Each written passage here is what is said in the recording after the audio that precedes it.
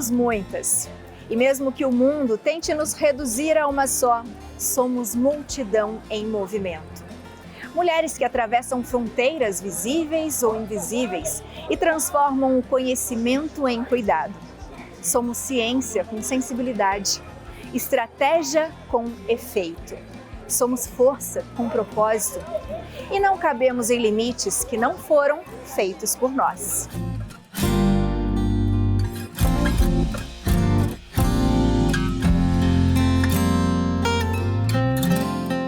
Está no ar o Retratos Femininos, o nosso encontro de final de semana, que traz histórias de mulheres inspiradoras do nosso país, que nos fazem valorizar e refletir a nossa própria jornada.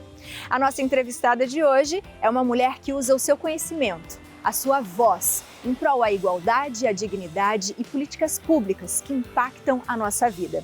Sua trajetória ultrapassa fronteiras e ela acredita que toda transformação começa com diálogo, informação e compromisso coletivo. Sejam bem-vindos a conhecer um pouquinho da história da doutora em Políticas Públicas, Maricy Cavalca.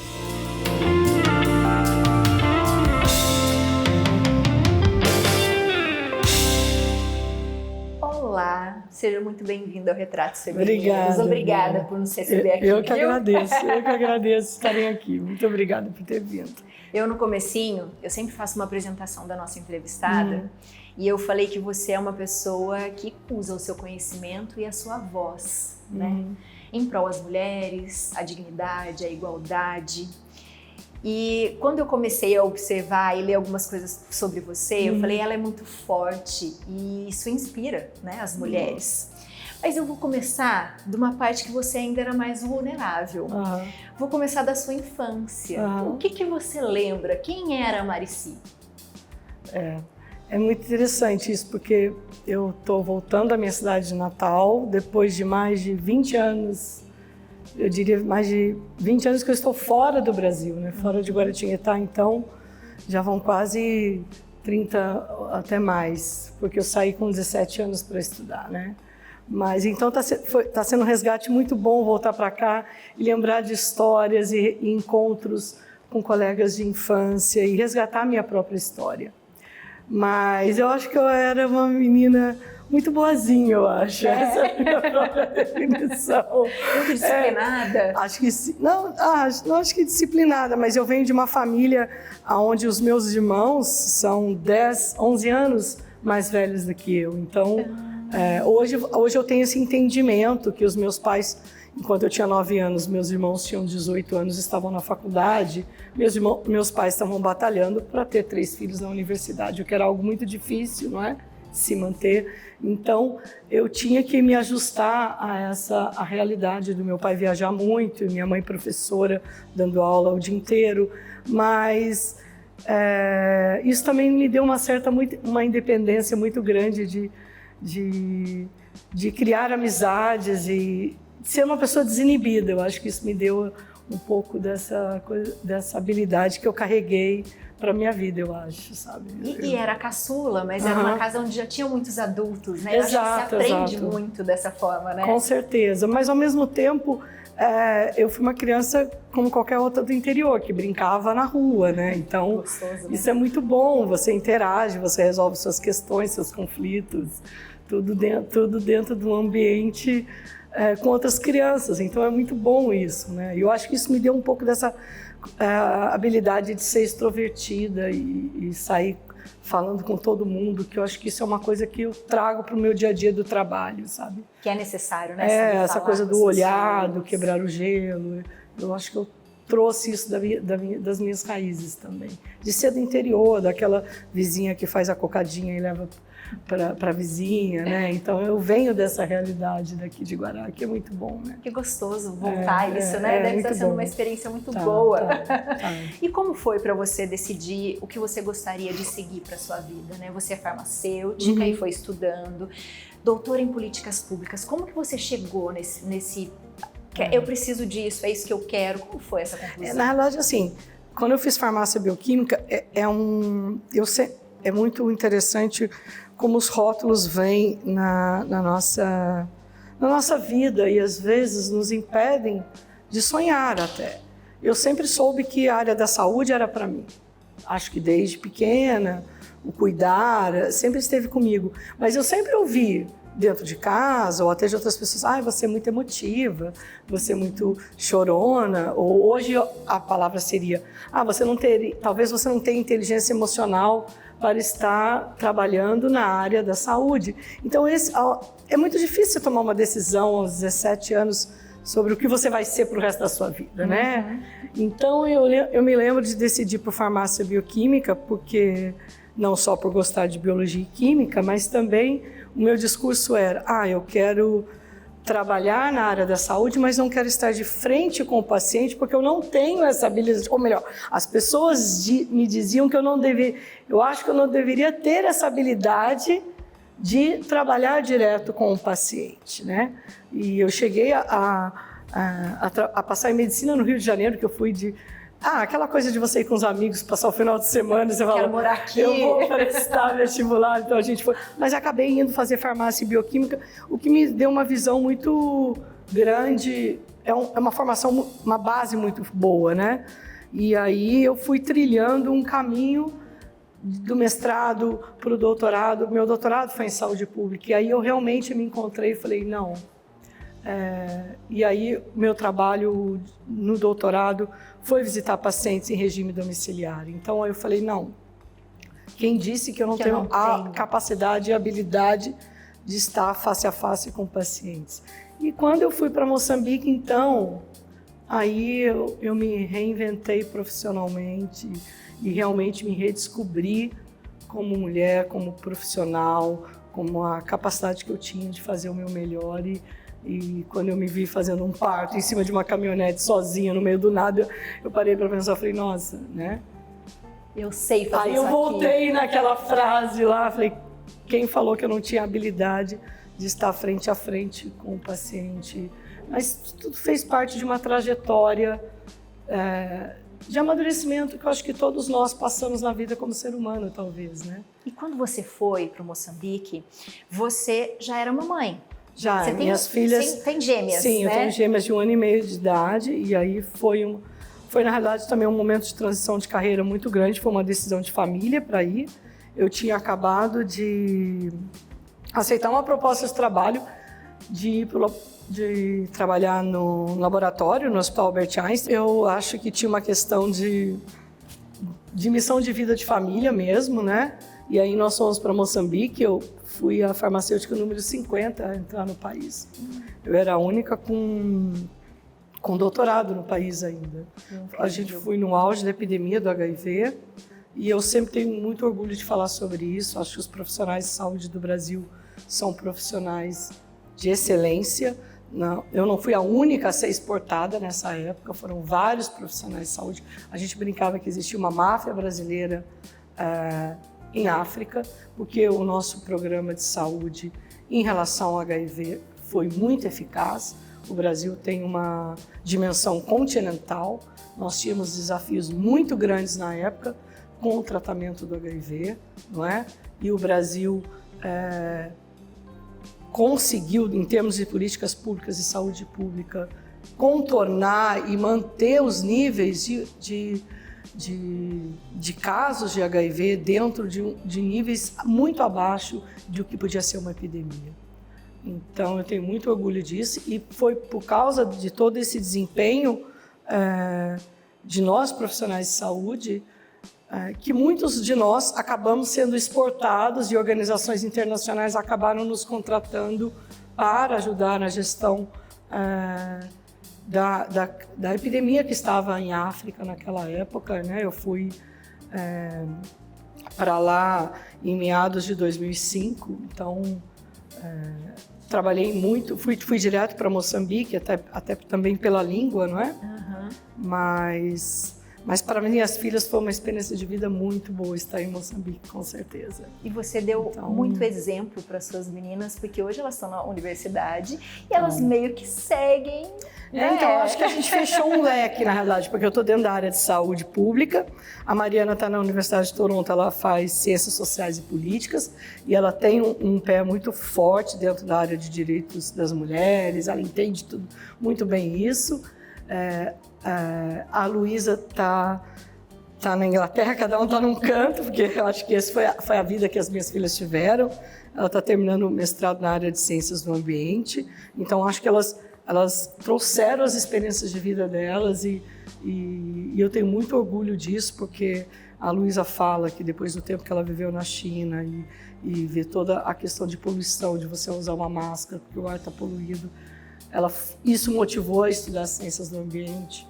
E a Mariana sempre falou que o tempo dela em África fez com que ela olhasse para a parte de social e política, e isso moveu minha filha a estudar. Então isso me dá a missão cumprida de que eu coloquei 2 pessoas a mais no mundo que vão fazer diferença mais do que eu. Então, como mãe, eu tenho muito orgulho pela trajetória que elas estão começando a cursar na escolha de vida profissional delas, com certeza.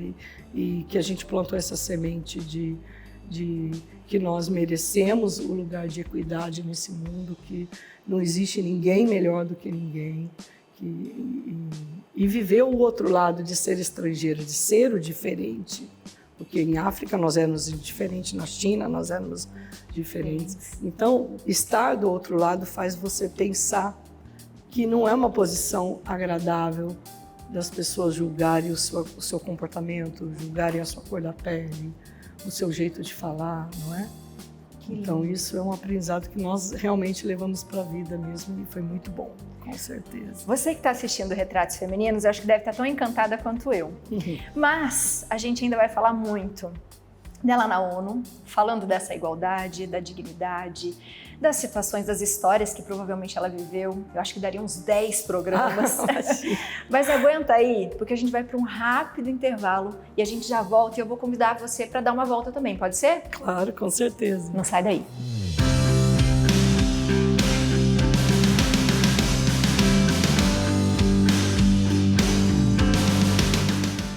E no próximo bloco do Retratos Femininos de hoje... E olhando essas fotos com a caneca da ONU, eu acho que é um pouco isso. Eu acho que hoje ter estado na ONU foi juntar a minha luz de amanhecer a esse sol que brilha, que são essas mulheres. Nosso programa está apenas começando. Aproveite e siga as nossas redes sociais. @Programa Retratos Femininos. Vamos dar um breve intervalo e daqui a pouco a gente volta. Não saia daí.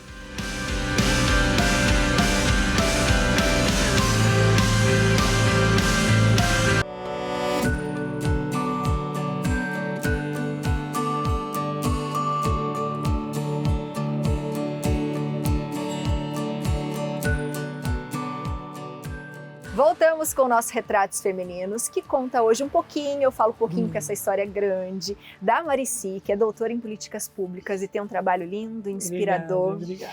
A gente já falou um pouquinho sobre infância, sobre as meninas, sobre família, a ida para a África, mas ainda tem muita coisa. E eu acho que uma das coisas que você faz, o seu trabalho em relação às mulheres, né? É observar um pouquinho da nossa vida, o que ainda falta, as conquistas. Quando você começou a dirigir isso, qual foi o momento em que você falou assim, eu preciso dar voz para esse tipo de ausência, que seja da igualdade, que seja da dignidade, que seja desse empoderamento de uma ajudar a outra? Teve um start, assim, alguma história que você viveu e que você falou, eu preciso melhorar isso? Uma história muito difícil de falar. Escolhi uma história dentre tantas em que eu vivi, não só em África, mas em Ásia também. Eu acho que a mulher carrega... Eu sempre falo, primeira coisa, por que a gente tem que investir na mulher em termos de políticas públicas? Porque a mulher é um ser humano que ela agrega. Eu acho que isso eu carrego de experiência pelo senso de comunidade que é inerente a nós. Então, qualquer política hoje, em termos de estratégia, na área de saúde, educação, cultura, a mulher agrega no sentido dela leva mais um. Ela leva o seu filho, a sua filha, ela leva o seu parceiro, sua parceira, ela leva a sua vizinha. Então, qualquer política pública quer que realmente aconteça, você tem que envolver a mulher, porque ela vai trazer mais um. Isso é a primeira coisa. O senso de coletividade que nós mulheres temos, isso é mundo afora. Isso é mundo afora. É uma experiência que eu vivi em África, que eu vivi em Ásia, que eu vivo aqui. O olhar que a mulher tem, essa amplitude que a gente tem.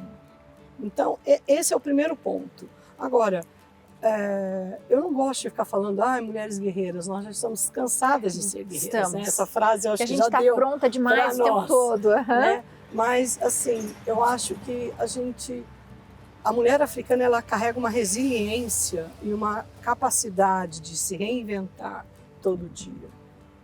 Não é fácil perder um filho tão jovem por uma doença facilmente evitada se ela tivesse acesso às condições sanitárias, por exemplo.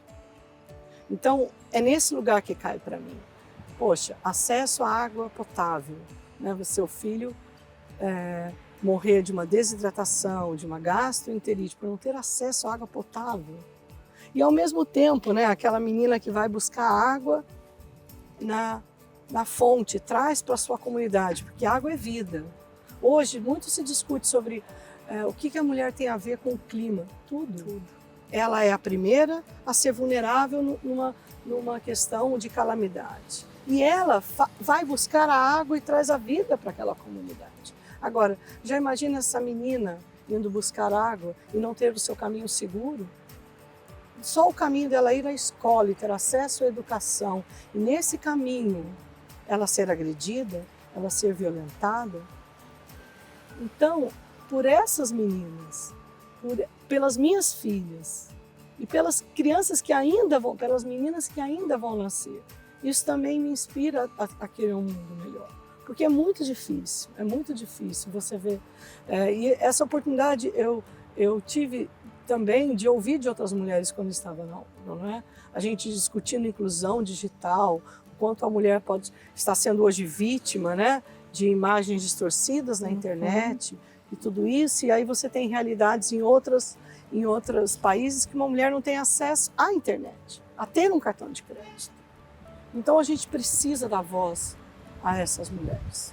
Então nós que estamos chegando mais próximo disso, a gente tem que trazer. E aí que eu entro, a mulher agrega, uma traz a outra. Né? É isso. A experiência na ONU, como foi? Foi fantástica.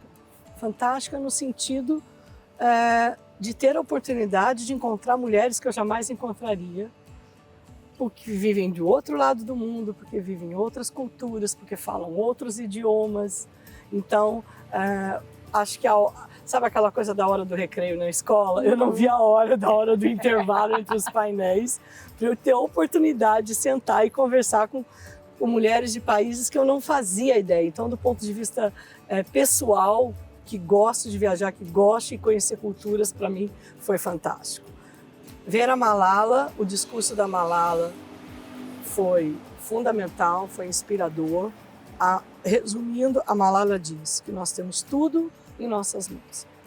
Nós temos leis fortes, nós precisamos ter coragem política e comprometimento. Se nós tivermos tudo isso, nós seremos capazes de fazer mudar todo esse acesso que as mulheres precisam ter, principalmente do país, né, do Talibã, da onde ela vem. Então foi um discurso muito emocionante, impossível não sair de lá afetada por isso. Então, são ainda desafios muito grandes que a gente ainda tem. Como eu estava dizendo, né? Uma das conclusões lá na ONU foi que se nós continuarmos nesse passo, ainda vão demorar cerca de 123 anos para que a gente tenha equidade e igualdade entre homens e mulheres. Então, é uma realidade onde a gente está correndo contra o tempo. Contra o tempo. Exatamente. Quando a gente fala de nós mulheres, a gente tem essa coisa de agregar, de agradar e de cuidar. Você cuida de muita coisa ao mesmo tempo. Quem cuida de você? As próprias mulheres cuidam de mim. Isso é algo que eu costumo dizer. Eu sou africana não porque eu nasci na África, mas porque a África nasceu em mim. Quando eu fui embora, é que eu tive a percepção do quanto essas mulheres faziam falta na minha vida, porque cada vez que uma mulher fazia diferença na vida da outra, elas costumavam dar uma capulana, o tecido africano que elas têm de amarrar as crianças. E eu, quando fui arrumar a minha mala, eu percebi quantos e quantos tecidos eu tinha guardado de que elas me deram. Então, elas cuidam de mim, as próprias mulheres cuidam de mim. Então, assim, cada olhar, cada sorriso que eu tenho de uma criança que fez parte da minha vida, que pela timidez não me deu o obrigado, mas me deu aquele olhar, ou cada mulher dessa que me deu uma capulana enquanto eu estive no meu trabalho, cuidou do meu carinho, cuidou e aquece o meu coração e inspira o meu trabalho, sabe? Eu acho que, eu sempre digo isso, Mãe África sempre me abençoou pela escolha profissional que eu fiz e eu sou muito grata por isso, porque foi lá conhecendo todas as adversidades, não que elas não existam aqui no Brasil, porque infelizmente elas existem muito mundo afora, mas saúde não tem fronteira. E a minha história, eu precisei ir para lá para voltar para minhas origens, essa é a minha história, não é? Para fazer o meu trabalho hoje aqui. Então, quem cuida de mim são essas próprias mulheres que agregam, que acolhem, são elas mesmas. E eu tenho muita gratidão por cada mulher e cada menina que passou por minha história de vida. Qual o seu maior sonho? Sonho é algo que a gente pudesse ter em realidade. Paz ao mundo seria talvez pedir demais, mas que a gente pudesse o respeito. Porque o respeito ele é a base de tudo. O respeito faz com que você não atravesse a linha, não é? Então, se você respeitar o outro pelo que ele é, só respeito. Eu acho que aí já é um bom começo para que... E a mulher entra com esse trabalho forte de agregar. Eu acho que esse seria um grande caminho para que eu chegasse ao meu sonho particular e pessoal de ser feliz. O que é ser uma mulher? É muito complexo responder isso, porque eu acho que nós temos várias mulheres dentro de nós, não é? Várias mulheres dentro de nós. Mas o que é ser mulher é difícil responder. Acho que ser mulher é fazer parte de um todo. Ser mulher, primeiro, é dar a vida, eu acho que... E fazer parte dela, então... É muito difícil para mim responder o que é ser mulher, falar a verdade para você, porque é tão complexo ser mulher ao mesmo tempo e tão simples ser mulher, que fica difícil responder numa única pergunta o que é ser mulher. Mas ser mulher, eu acho que é viver na plenitude e na igualdade, como eu sei que cada mulher carrega dentro de si. Eu acho que ser mulher é viver na equidade e no amor que cada uma de nós traz dentro de si. Acho que é isso. O nosso programa, ele chama Retratos Femininos, porque a gente sabe que foto, a gente posa para foto, para, né? Dá uma respirada, às vezes encolhe barriga, arruma o cabelo. Sim, verdade. Mas um retrato trata da essência. E o nosso objetivo é trazer a essência das mulheres. Com certeza. E enquanto a gente foi conversando, oh, meu Deus. A gente foi fazendo alguns retratos seus. Ah, meu Deus, verdade. Eu quero que você abra e que você me conte quem é a Maricy que está aí, que hoje gosta muito do nome. É verdade, hoje eu já gosto. Oh, meu Deus, que linda essas fotos. Nossa, gente, eu não lido muito com surpresa assim, não. Olha essa.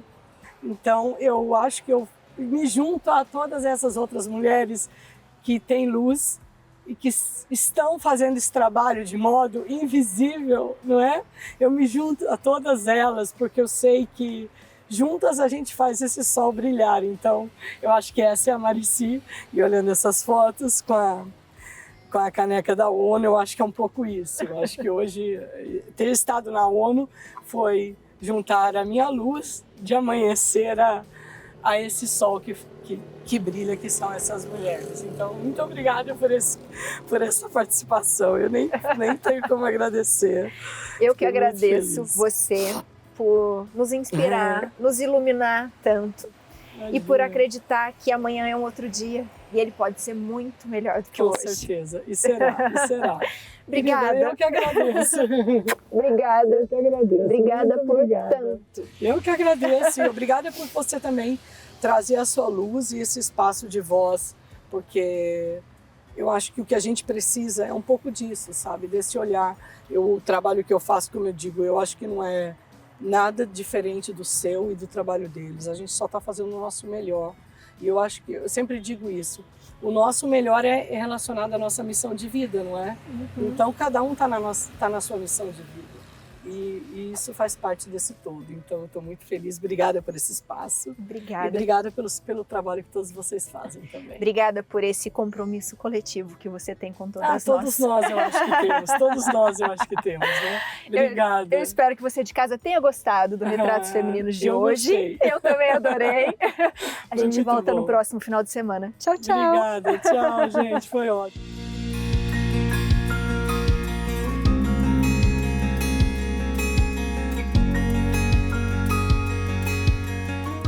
Mulheres têm vozes coletivas em corpo individual. Quando nós falamos, carregamos histórias que resistem, urgências que não podem esperar, realidades que precisam ser vistas, ouvidas e transformadas.